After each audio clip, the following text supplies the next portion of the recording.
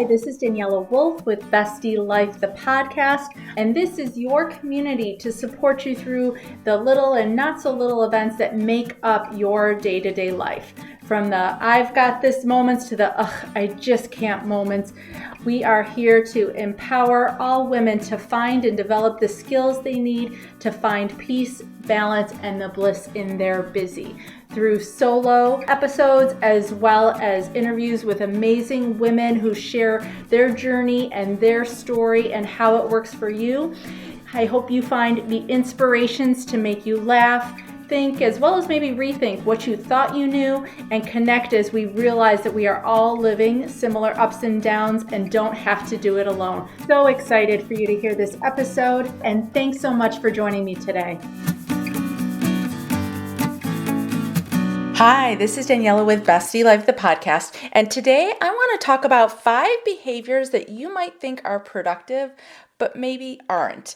It can be so easy to fall into different habits, ways of thinking, and kind of thinking that the actions that we're taking are moving us ahead, when in reality, they might just be spinning our wheels. So if you ever felt like you're doing everything right, but still not making progress, this is the episode for you. So grab your cup of coffee, your favorite beverage, settle in, and let's get started. So the first behavior I want to talk about is multitasking. So many times we can think the more activities we're doing, the more productive we're being. But at times when we're trying to juggle multiple tasks at once, even if we feel like we're being productive, like we're doing our emails and projects and phone calls all at the same time, multitasking is truly a myth. Our brains are not designed to focus on more than one thing at a time. And so when we're trying to switch back and forth between tasks, we actually lose our time and our mental energy every time we have to refocus and reorient ourselves to each specific task. And research has even shown that multitasking can actually reduce our productivity by up to 40%. So instead of getting more done, we're actually getting less done, making more mistakes, and taking longer than if we actually just focused on one task at a time and just do that one task until completion. So monotasking, focusing on one task at a time, giving it your full attention, you'll actually find you're going to complete it more efficiently and more effectively. The next behavior that you might think is helping you be more productive, but is not, is working long hours. So I can remember my dad, this was a belief he grew up with, that putting in more hours means that you're more dedicated, that you're actually going to get more done. However, I can't tell you the number of studies that have shown that working excessively long hours actually leads to a diminishing return on your time. You are going to get less done because your brains and bodies need to rest in order to function at their best. And so by pushing yourself beyond that limit, that's why they even, teach the Pomodoro method. It's a time management strategy that breaks up your tasks into smaller bursts of time with breaks in between. Intentionally taking breaks, not working long hours, is going to help you be more productive, get more done. Because when we push ourselves to work too much, especially if it's late at night, how many of us can remember doing all-nighters at college or getting up early to get things done? We're sacrificing our sleep. We can sacrifice our physical health and our mental clarity, which can also then lead to burnout, in addition to decreasing how productive you're going to be, and even some serious health issues. You think about it, if you're not getting the sleep you need to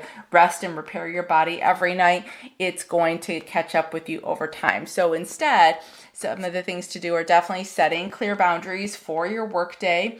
Aim for a balanced schedule that includes that breaks, those downtimes. So if you want, send me a text or a DM that says Pomodoro, and I can send you the strategies of how to incorporate that amazing time management strategy into your day. And you'll find that you're actually going to be more productive as well as feel better at the end of the day. That third thing you might be doing that is sabotaging your productivity is going to be saying yes to everything.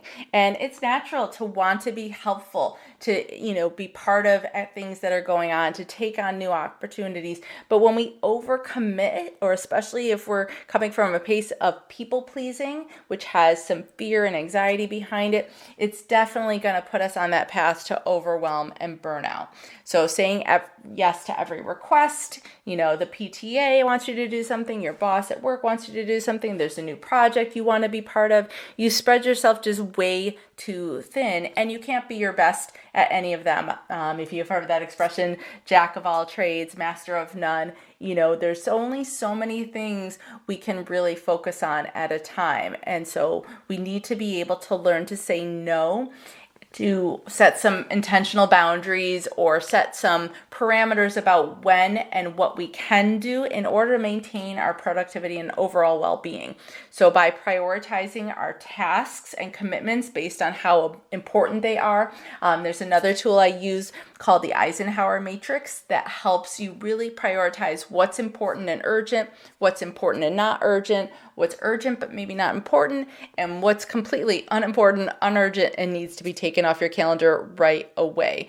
So, finding these things that are going to be aligned with your daily goals, your weekly goals, and learning how to say no can be really hard. When I work with clients, we start with the small no's, the easy no's. Maybe it's, when it comes to, do you want to grab a cup of coffee? I'm sorry, I can't today. Let's schedule another time. No doesn't always have to be a hard wall, a hard kind of resistance of I can't, I won't, but it might just be putting it into a different place in your schedule when it doesn't feel as overwhelming.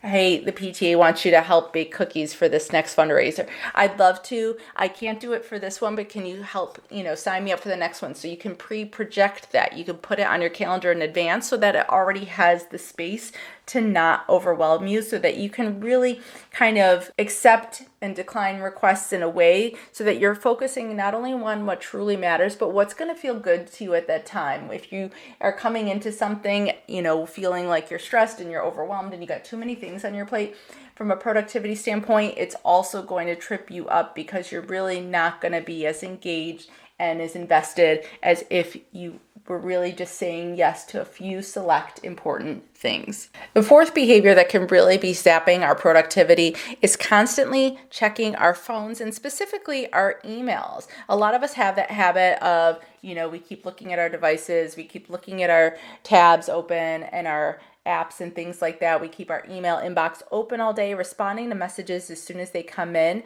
And this kind of ties back into that multitasking one where unfortunately we're interrupting our workflow of what we were maybe doing at that moment. We're distracting our focus when we're constantly checking our emails, when we're constantly kind of responding, as well as we're letting some of our boundaries down at times as well. And so it really prevents us from getting into a deep work state on the projects that we are meant to be focusing on. It's keeping us from that monotasking where we can really be our most productive.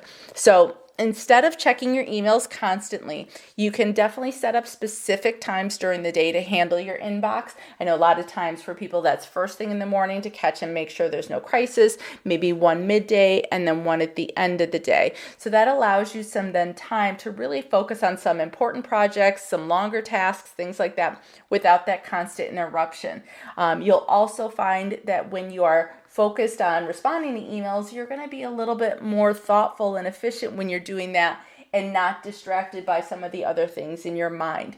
Also setting an outbox of, something that goes out, say at 6:30, 7 o'clock at night, or whenever you're done working, 5 o'clock, that, hey, I'm so excited, to get back to you. Thank you for sending me this email. My business hours are this time to this time. I will get back to you as soon as possible. Letting people know when you're available, that communication is so important as well when it comes to maintaining our boundaries in a way that feels good, that doesn't have that guilt, that doesn't have that stress. Because it's not a question of us letting anybody down, because even if it's an automated response, it is responding for you. It is letting people know when you're available, when you're going to get back to them. You're not leaving anybody hanging.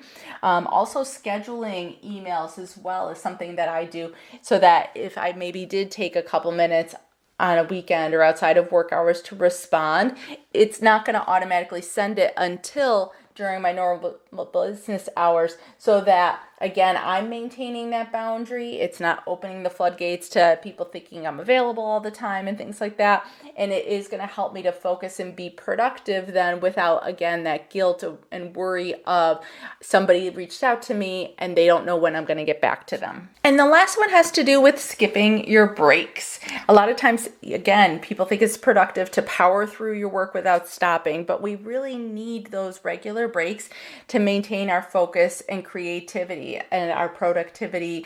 And how many times have you been on a walk or been in the shower, and that's when you get the problem solution that you were looking for? That's when you get that great idea, because when we're not just constantly focused and driven, our brain is able to think more freely, to expand outside those norms in the box and come up with some of the things we're looking for.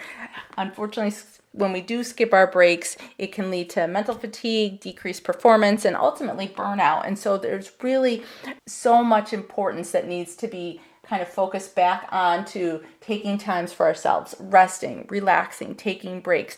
And again, to see that when you use these longer breaks to get outside, get some fresh air, you're going to come back with a renewed energy, sharper focus. Like I said, you might have come up with a solution already or a great new idea.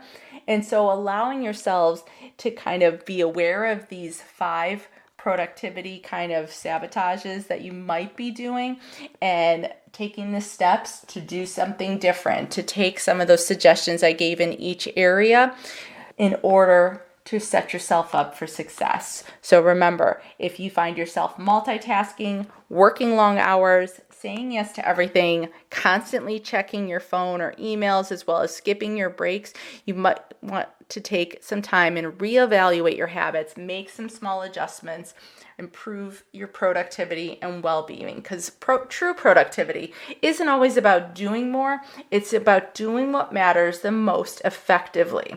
So let me know in the comments which ones you're going to try, how they're helping you. If you have any questions, grab a free coaching call. You can grab the link in my bio, and let's look at what's working, how we can help set up some strategies and set you up for your best success ever. So much again for joining me today. I hope you enjoyed this episode. Please let me know any questions or comments that you have. Also, if you can please leave an Apple 5-star review so that this episode can be shared with more women. There's 2 quotes that I love. Alone we may be strong, but together we are stronger. As well as when women support each other, incredible things happen. So let's be stronger and incredible together, as well as maybe just have some fun along the way. Thanks so much, and talk to you soon. Bye.